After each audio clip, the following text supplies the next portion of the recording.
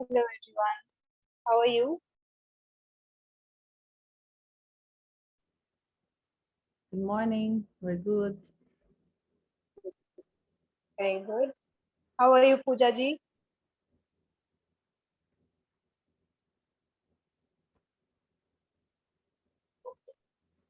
Okay.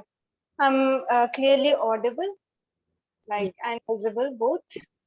from my side, yes. Oh, great. So let's begin with today's session. Yeah, ma'am. Good. Sorry, I was out. Okay. Yeah, very good, very good. That's good. Okay.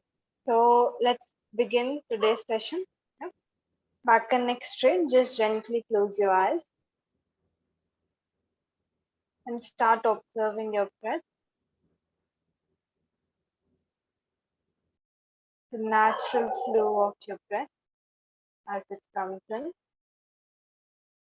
and as it goes out.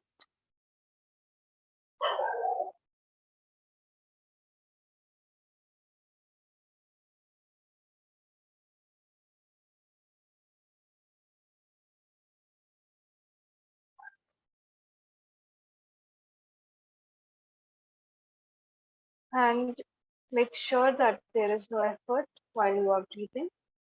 Just observe the natural process. Relax your neck and shoulders.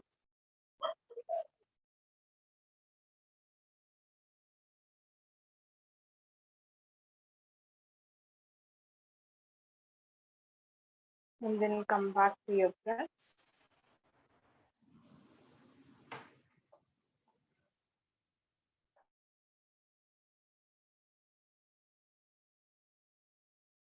Allow your breath to come slow, long, and deep. Take your time and very slowly begin to elongate the breath.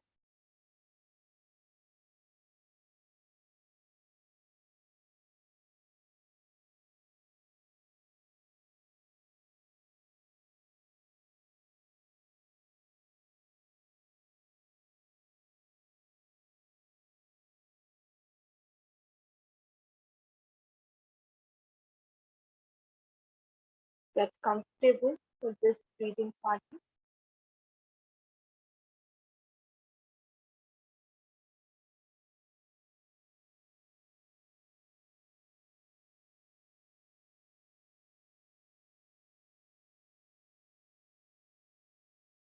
And if you feel that you are comfortable now, you can start adding kumbha. Retaining your breath inside for 2 seconds and then going for exhalation.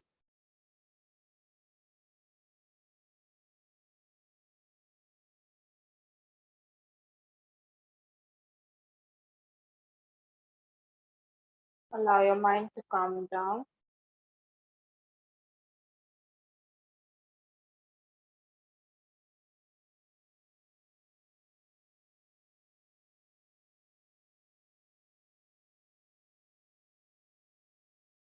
And prepare yourselves for chanting Om 3 times, followed by 3 shantis. After the next exhalation, inhale deeply for Om.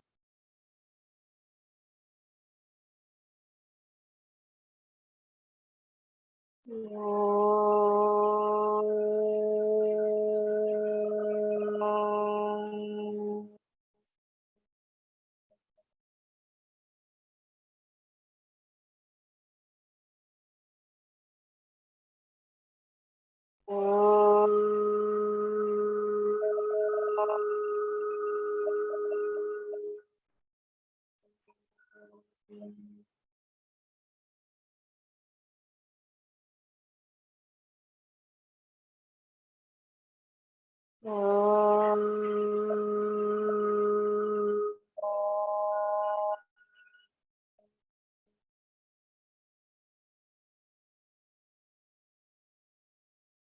Shanti, Shanti,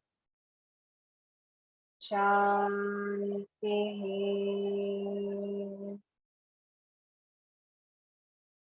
Relax. Join both your palms together in front of your chest and rub both the palms together. Place them over the eyes. And very slowly, while blinking and looking at your palms, open up your eyes. Come back to the smile. And namaste to everyone. Let us begin today's Namaste. Let us begin today's session. Yeah. So yesterday we talked about 𝐾𝐚𝐲. I hope everyone saw the class if you weren't there, and I hope that you guys have started practicing some part of whatever we discussed in 𝐾𝐚𝐲 yesterday. So if you haven't, today we are introducing a new topic. So we are going into Bhakti Yoga. So if you feel more connected with Bhakti Yoga, you can go ahead, start uh, practicing Bhakti Yoga in your life. Okay.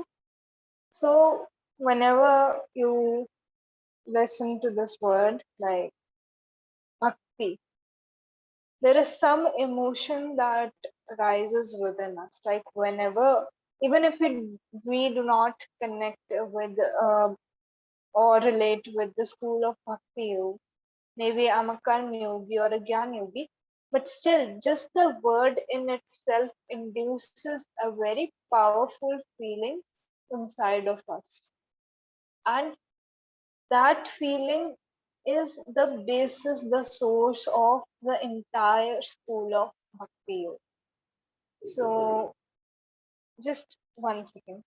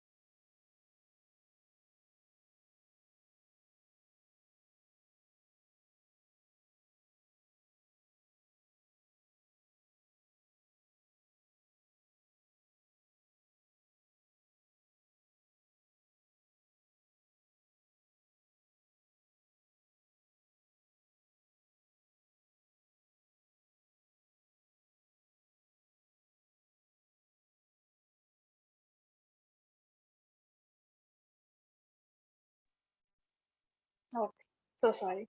Yeah. So we were talking about the emotion, the word that generates a particular emotion. So when we go into Bhakti Yoga, it's all about emotions.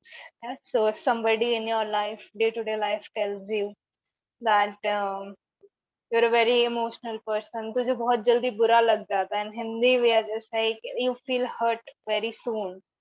So understand that your emotional side, your manomay kosh, basically is very active. Okay, in koshas also, some koshas are more active than the others. So your emotions come in your manomay kosh. So your manomay kosh is very active.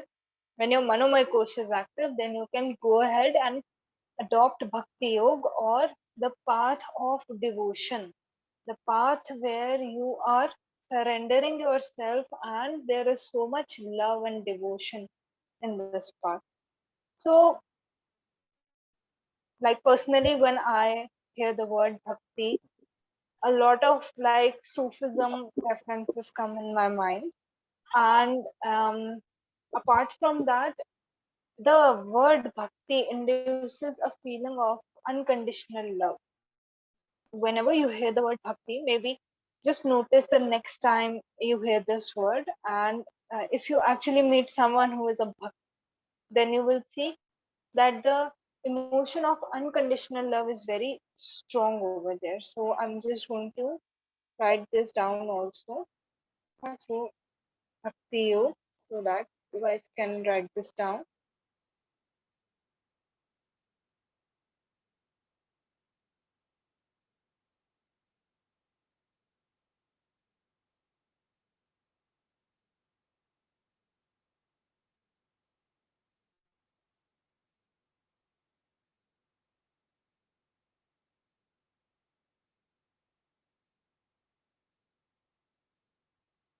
Ah, emotion and the feeling. So feeling which is connected with this is unconditional love.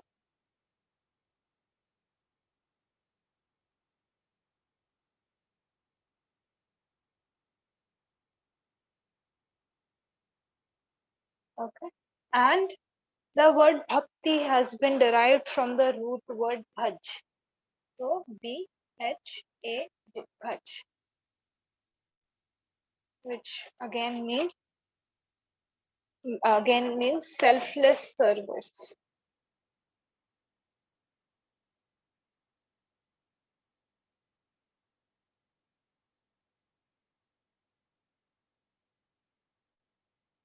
Okay.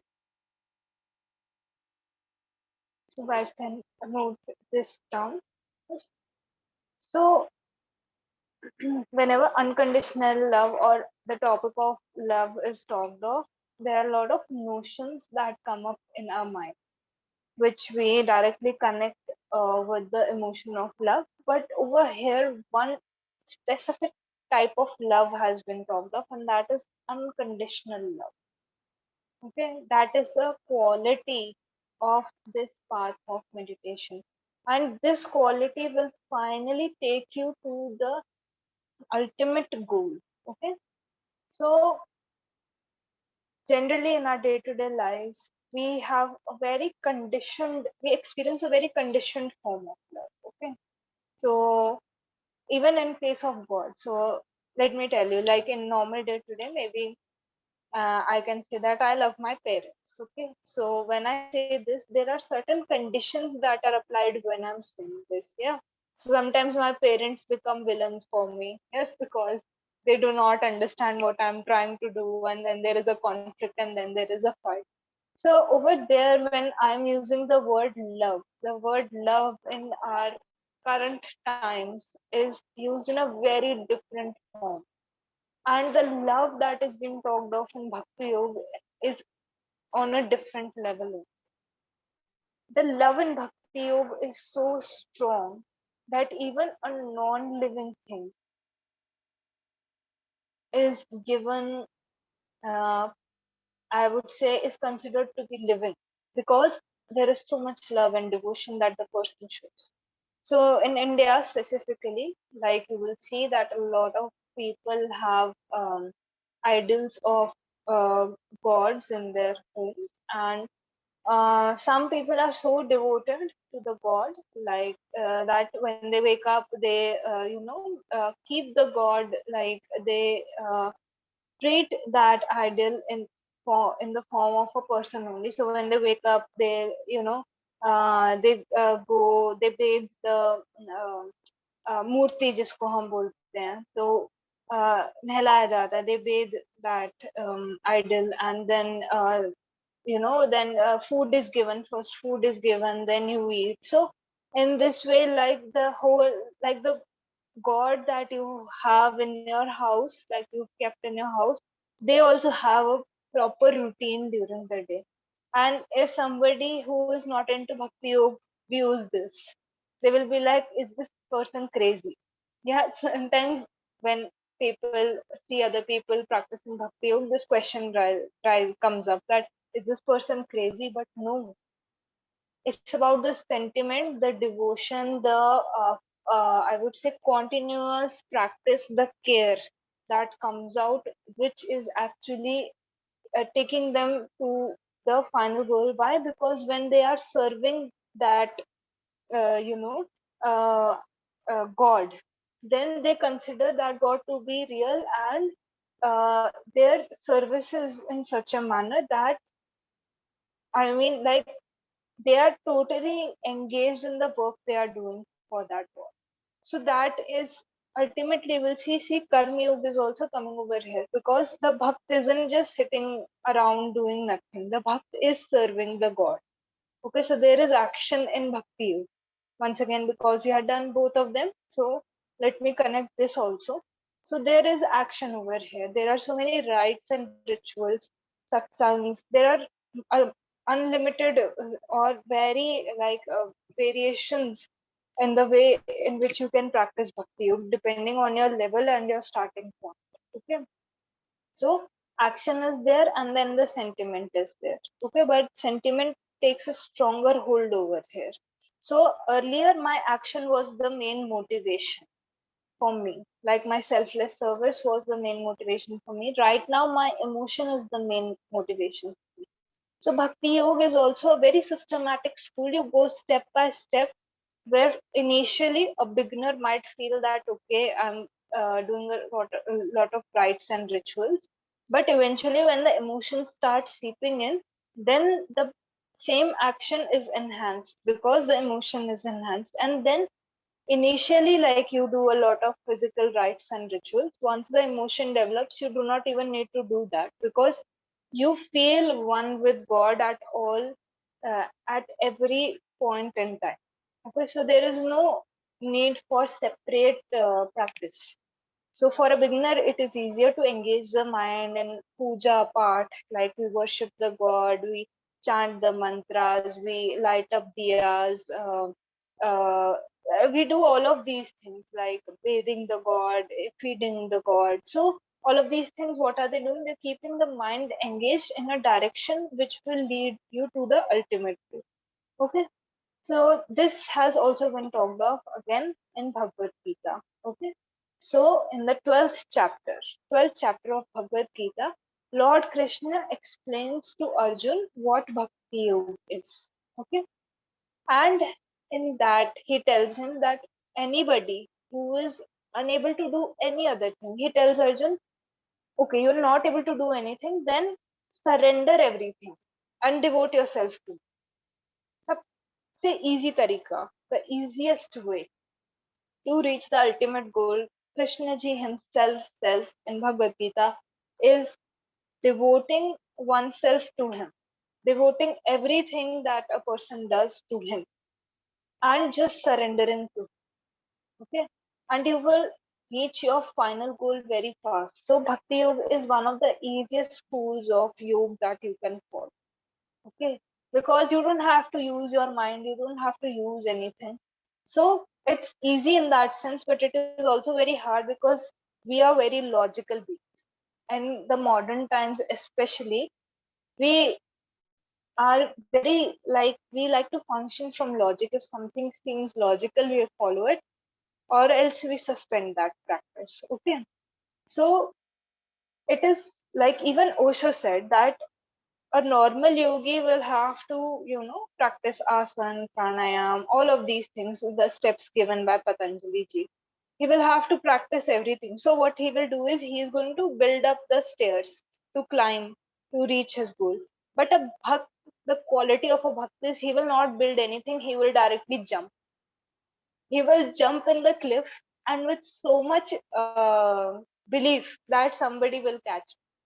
So if you observe in your day-to-day life, just see how much devotion you show towards the things that you do in your life, and towards the people that are there in your life. If you do not have this faith that you will leave that thing up to them, and you know everything will be taken care of, then you are not in a state where you are providing unconditional love. Okay, then your love is conditioned. So keep checking, like, as you learn about these things, keep checking what is the quality of your love, the love that you are giving, because it's very important. Like, this will immensely enhance your um, um, relation with situations with people in your life. Okay, so yes, So let me move ahead and tell you more. So in chapter 12, Bhagavad Gita, this has been discussed. So let me just write this down.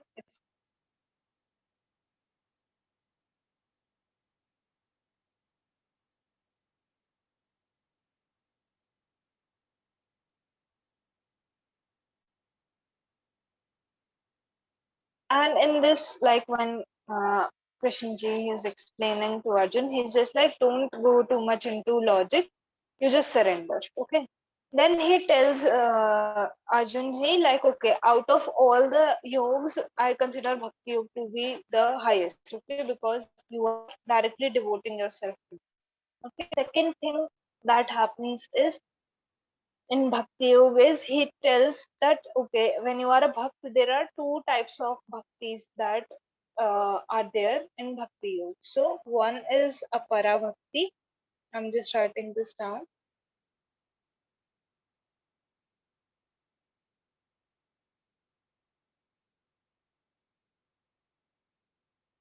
This is considered to be the lower form of bhakti. Okay,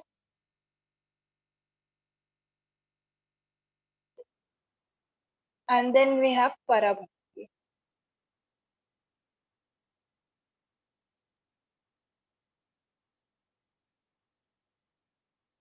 This is the higher form.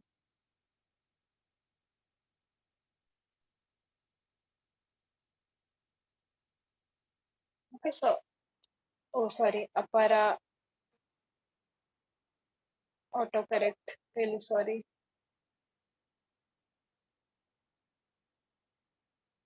Apara apara bhakti, and then we have para bhakti. P-A-R-A.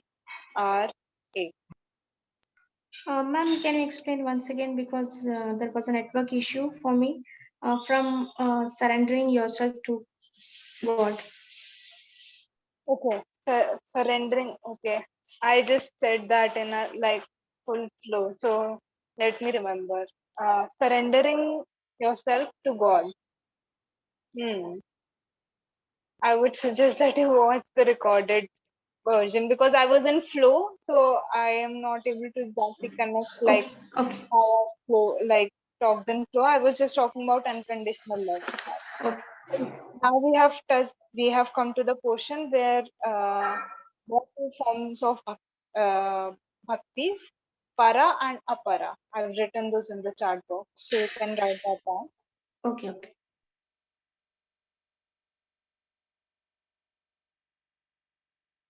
So in Bhagavad Gita, these are the two forms of bhakti. So apara bhakti is the lower form of bhakti where the bhakti is generally uh, practicing rites and rituals. So puja, part, all of these things, satsang, kirtan, these things like satsang and kirtans are basically like where you are like going into chanting and there is a lot of music dance along with these things and satsang also like knowledge is being given about a particular text or a transmission of knowledge is taking place about god and what the god did. All of these things like are really strong like basis for a beginner. So if you are a beginner, you do not know how to start with bhakti yoga, then you will go into practice worshipping every day, like worshipping the god that you choose every day,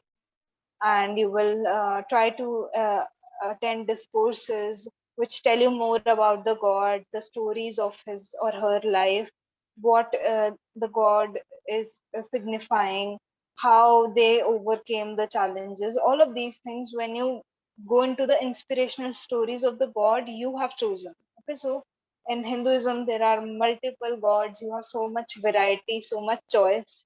Yes, depending on your goal you can choose a god and devote yourself to that god.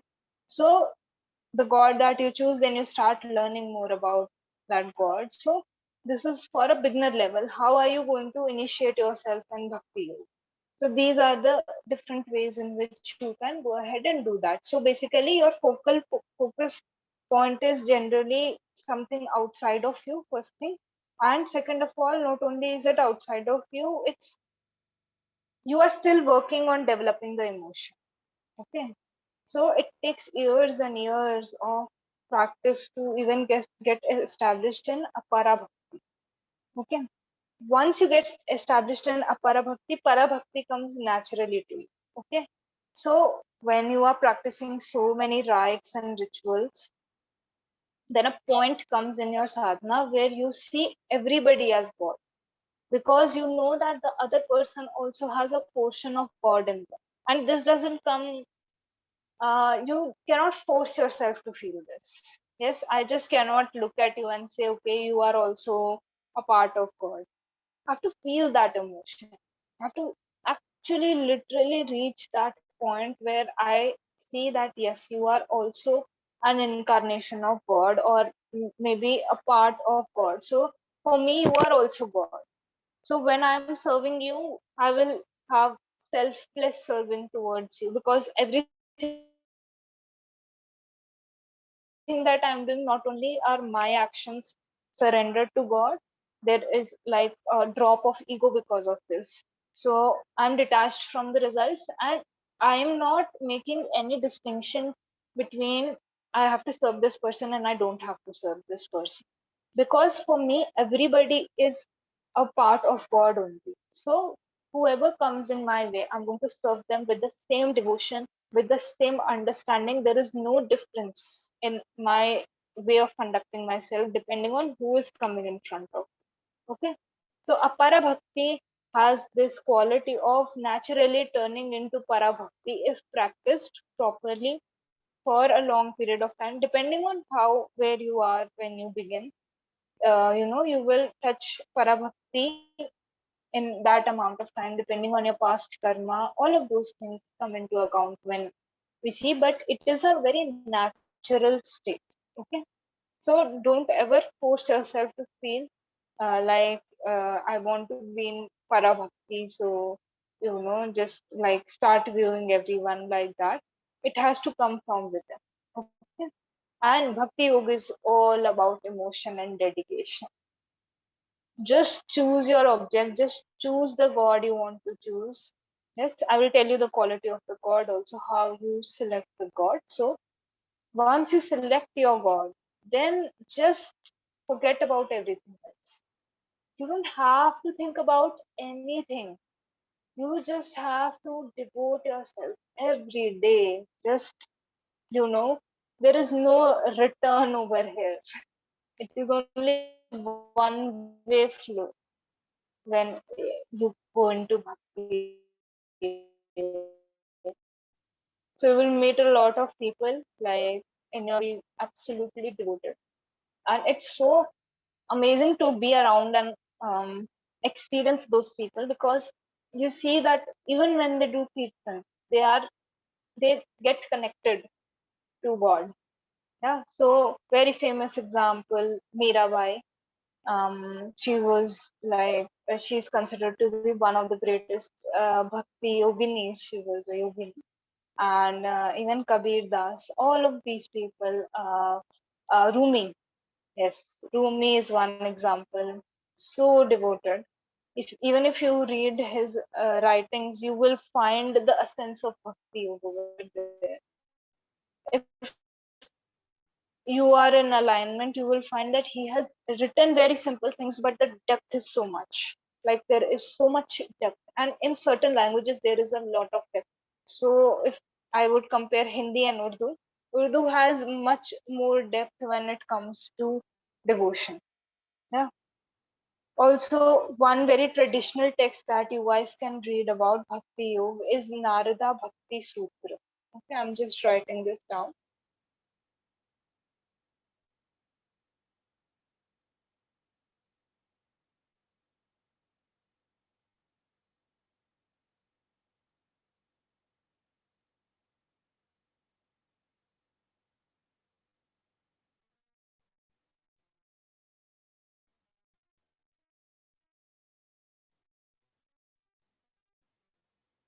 So N, then we have Bhakti, B, H, A, K, T, I, and Sutra, S, U, T, A. Narada Bhakti Sutra. You can read this text. Once again, it explains everything about bhakti. Like in Bhagavad Gita, there is only one chapter, but this entire text is on bhakti. If you see India, bhakti is very prevalent over there. Very strong believers of Shiva also you will find over there. So all of these are there. Like there are different believers like divided as per the god they believe in. So, but the essence of all of this was to unite actually. These days, when we see religion, when we see gods, so everyone is just like, okay, if I'm Hindu, I have this choice. If I'm in this religion, I have this choice. I can choose from these gods. But actually, the main motive of having gods and all of these things was actually to unite.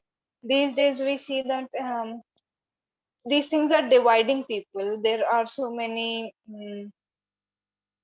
reasons. It's giving them reasons to oppose each other rather than uniting them. So when there was the bhakti movement took place in India, it was actually to unite people together rather than divide them. But as human beings, like everything is passed down from one generation to the other, so each generation interprets the same thing differently. So instead of union, then we started seeing division, even in bhakti yoga. So that thing also happens sometimes. So it's okay. As long as you are clear why you are devoting yourself, it is good enough. Like your sentiment, intention, and emotion will always count. Okay. So let me tell you how you choose your God. Okay. So in the concept of bhakti yoga, the topic of a personal god is very famous. Okay, so you choose a god depending on your goal. First thing, what you want. Second thing, the god that you choose needs to have a few qualities. One is that they are free of imperfections. Okay, so whenever you choose a god, just check that the god is free of imperfections. Okay, the god should be free of the cycle of life and death. So sometimes we see that a lot of, especially in Hinduism, we see a lot of incarnations, like God comes on earth. So that is just an incarnation of God, but he himself is free from the cycle of birth and death. Okay, like Krishna ji also came down in Bhagavad Gita when he is giving his vidya or his knowledge to Arjun.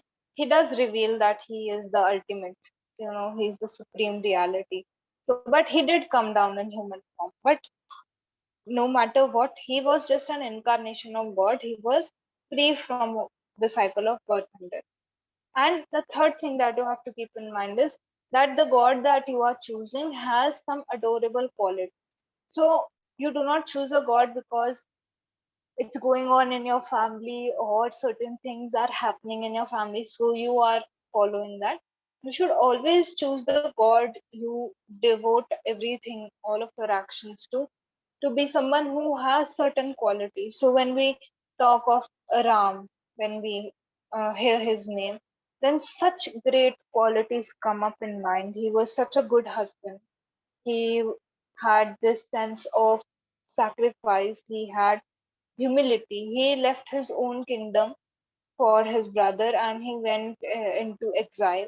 So he had that quality. He did not have that greed that the kingdom should be given to me. Yeah, he left the kingdom. He was the one who went in Vanvas or in exile for for few years. So he had those adorable qualities. Yeah, he was very disciplined, very kind, understanding. So these are the qualities. Whenever you choose a god, more than the name of the god, the qualities of the god are important. Tell me which god would want that human beings chant my name? What is that god? Who is that god? This is human madness that we have created, where we are constantly just sticking to that, to the surface. No god would want that. When you think of god, there are such great qualities that come up in your mind. He is the person you want to be like. So always go ahead and when you are deciding, choose the qualities that you want in your own self and try to get that. If you're a devotee of Jesus, wow, such great qualities. He, sacrificed his life. He knew that he wasn't the one who had sinned, but he gave his life for people who had sinned so that they would not suffer. What an amazing quality to have. Yeah. But these days, all of these things are not being passed down in the proper manner. It's the quality that you are looking for. And if you become like that, if you say you are a devotee of Christ and you are unable to selflessly serve, then really question, are you really a devotee of Jesus, or are you really a devotee of Lord Krishna? If you are not able to maintain balance in your mind, he was in between war and he said, I'm not going to take up weapons.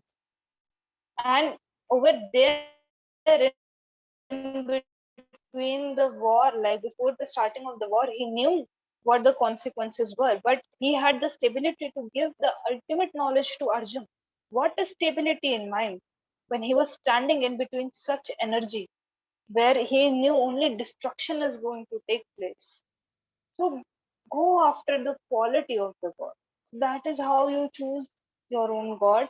And then the concept of sacrifice comes in when we talk of bhakti. So tyag, we call it tyag or sacrifice. Let me write this down.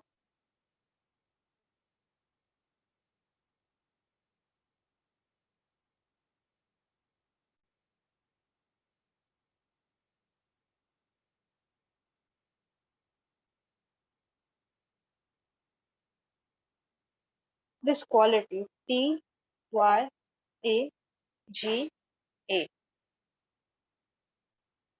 This is such an important quality when you come into the practice of bhakti because there is always sacrifice involved. Whenever you have to achieve something really great in your life, you will see that you will sacrifice something. And that sacrifice will increase the value of what you want to achieve. Just take a normal example in your day to day life. Whenever you set your mind to achieve something, you must you must have sacrificed something. For example, you took the yoga course today, all of you are over here with me on the Zoom call. So you are sacrificing something. This 1 hour you are giving over here to me to learn this thing, to understand this concept. You are sacrificing something. There is always a sacrifice when you are trying to pursue something. And in Bhakti Yoga, this sacrifice is given a lot of relevance. Okay. Without the sacrifice, there is like the love and sacrifice. Both of these things are there. So without that, you won't be able to feel the essence of Bhakti. Okay. So you are sacrificing this 1 hour of maybe spending time with your family or maybe going to work. Yes, you are sacrificing this 1 hour to gain this knowledge. So even right now, this shows your devotion towards your own study, your own subject, your own willingness to try to understand all of this. Yes. So all of you are also devotees. The fact that you are sitting over here, it in itself reinforces your level of devotion. Okay. Your sacrifice, the sacrifice you are making. Then we come to another very important thing in Bhakti Yoga, which is divine grace. Okay. When you are on the path of Bhakti Yoga, then you dedicate yourself to certain things. So suppose I'm doing puja and part every day, 3 times in a day. I've fixed my time. So I'm practicing daily and I've continued this practice for years and years. So the God that I'm devoting myself to has perceives that energy. Yeah, they are receiving that energy of giving so much devotion. It's said that the devotion like even has the power to protect someone. So if you're devoted to someone in your life, your devotion protects them. isn't it like just wonderful when I think of it, that my devotion is so deep that it can actually protect someone. So when you are devoted to a god, that energy reaches them. Yes. So when that energy reaches them, they see your devotion, they check the devotion, they try to understand. And when they see that, yes, the bhakt is really devoted to me, they give divine grace or divine blessing to the person, which helps them to move forward on their path of bhakti yoga. So this divine grace helps you to go ahead on your path. And every bhakt that you will meet will have one or two instances of something happening with them, which made them experience that yes, going for bhakti yoga has something substantial, something must have happened with them on a subtle level, on a gross level, which gave them more belief to continue with their practice. That is divine grace pushing you forward. Yeah. Another thing, another I would say characteristic nature of when you read about bhakti yoga is that the bhakt and the god are separate. Okay, so I'm devoting myself to someone else. There is this concept of dualism that exists. Okay, so I cannot ever become equivalent to god. God has his or her own qualities, like that energy has its own qualities, and I'm a devotee, so I have my own qualities, so I'm aspiring to be like them. But even if I'm like adopting certain qualities of the god, then even on my final goal, when I reach the goal of liberation, then also I will be separate from god. So this concept also exists in bhakti yoga, that the bhakt and the god that the bhakt is devoting himself or herself to is separate, and even in the final goal they are going to be separate entities. Okay, so when you attain moksha, you will not be one with the god, you will attain your own liberation. Okay. Any doubts so far?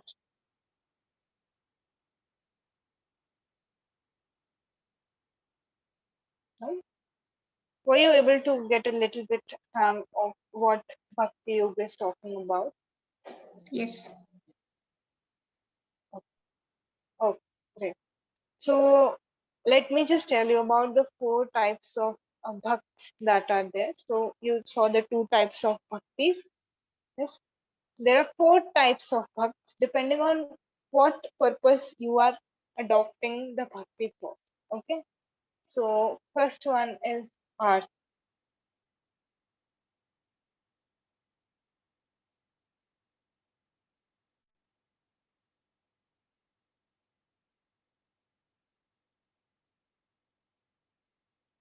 Okay, so one person is going to God because the person is suffering.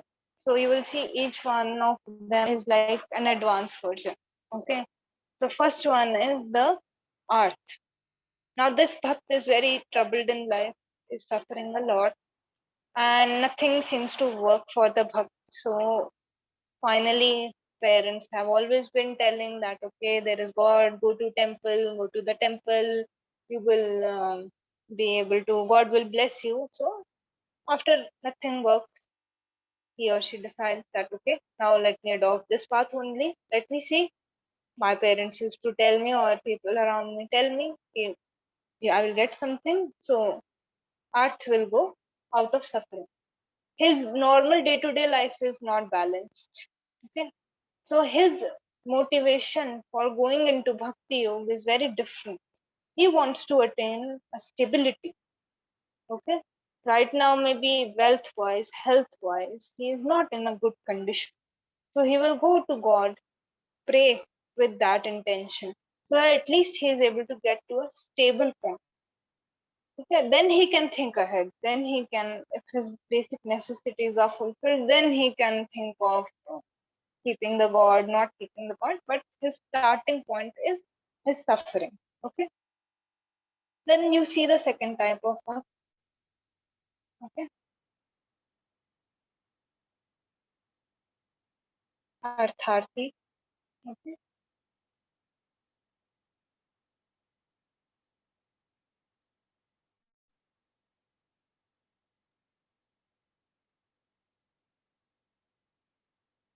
Or I would say someone who is going to God for wealth.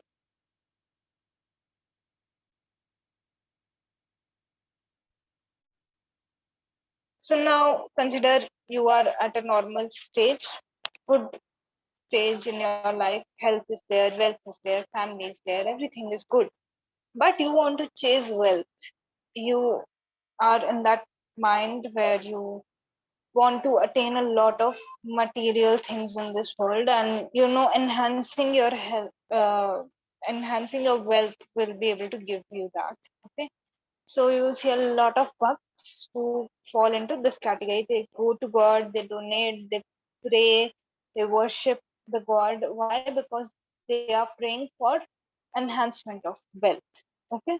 So their motive is once again changed. Okay. So one of the motives is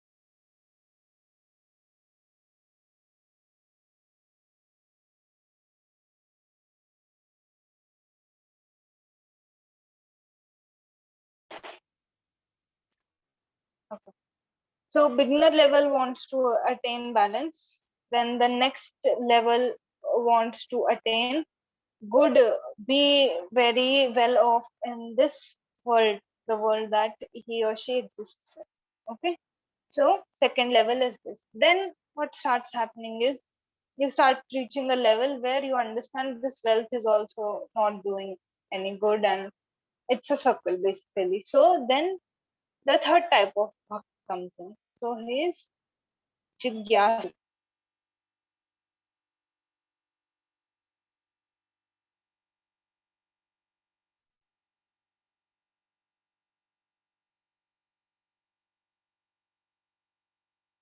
or curious.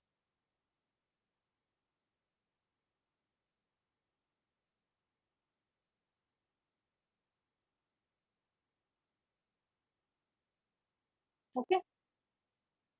So then everything is there, but we feel a void. All of us feel a void, yeah, within. So when we feel that void, we try to understand, ab kya kare? What should we do with this void? I've done everything. I have health, wealth. People said, go get this. I got that, but I never found my happiness. Then people said, go get that. Then I got that also. I had the wealth to get that, or the health to go and grab that experience. So I did that. I had the time, the space. So I did that, but nothing seems to be working on that void that I feel within. So then he goes with this curiosity in his mind. How do I come out of this void? मैं कुछ भी कर लूं ये जा नहीं रहा. That sentiment comes in very deep. Well, no matter what I do, this is not going away. Then what should I do? So then he goes to pray to God, but see how his intention has changed now. Yes, now he's not looking for worldly things. He is trying to understand, you know, after everything, why is it still there?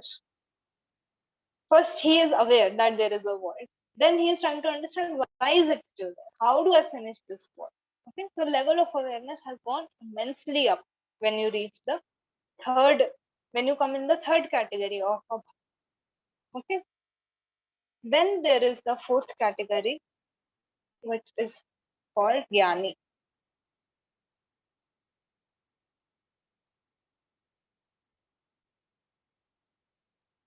or the person who knows basically. Okay, so this person knows what is going on. So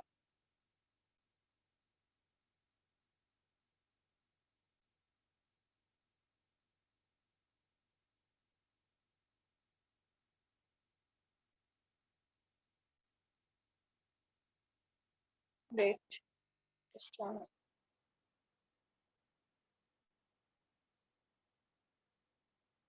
He's a very knowledgeable. He or she is very knowledgeable.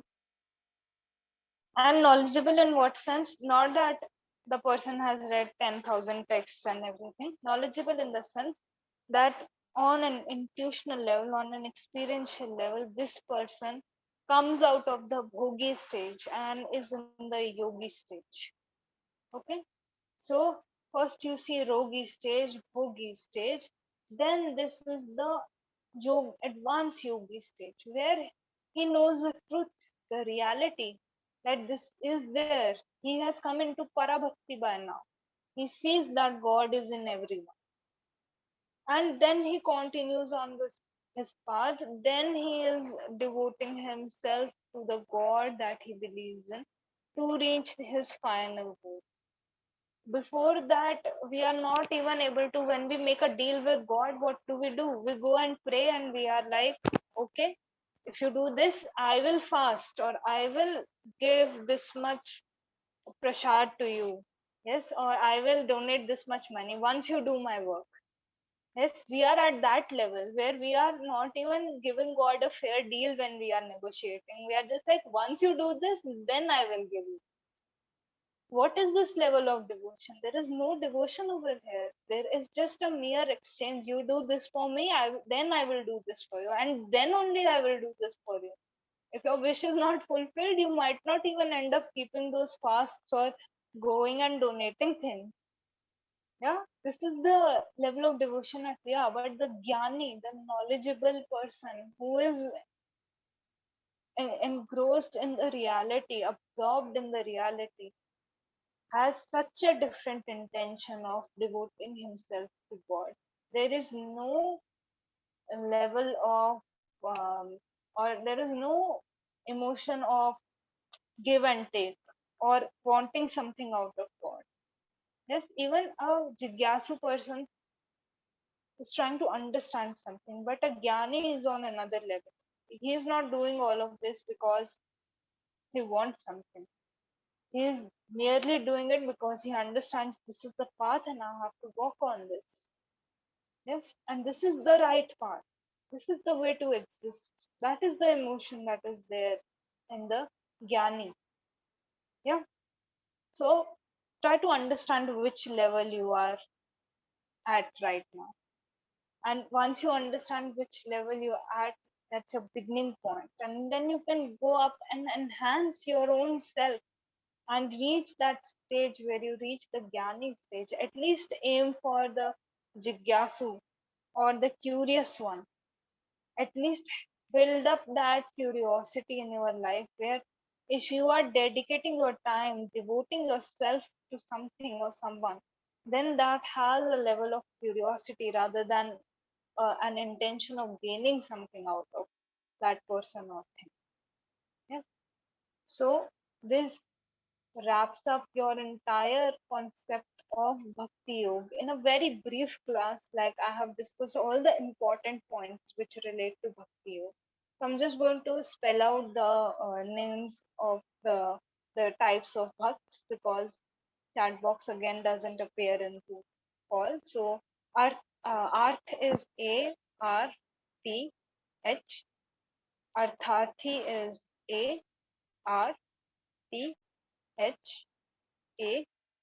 ARTHARTI. Okay. Then Jigyasu is JIJNASU.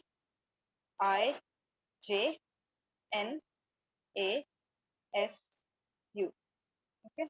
And Gyani is JNANI. Gyan. Okay. So, any doubts in any of the things that we have talked of today?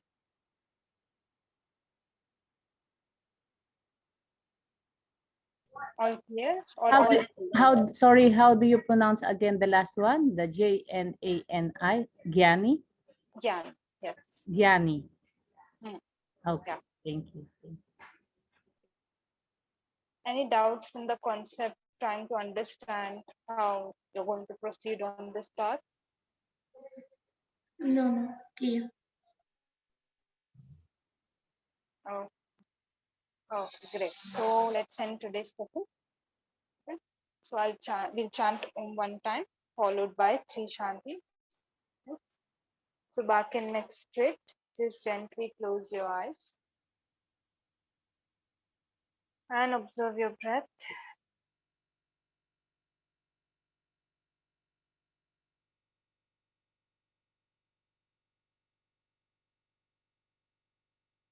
Inhale deeply for Om.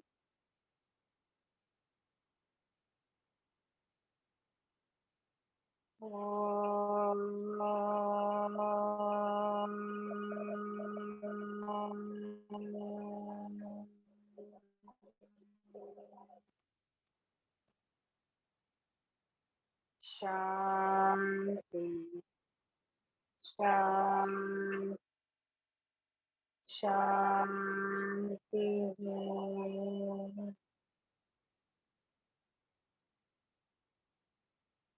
Join both your palms together in front of the chest and rub both the palms together.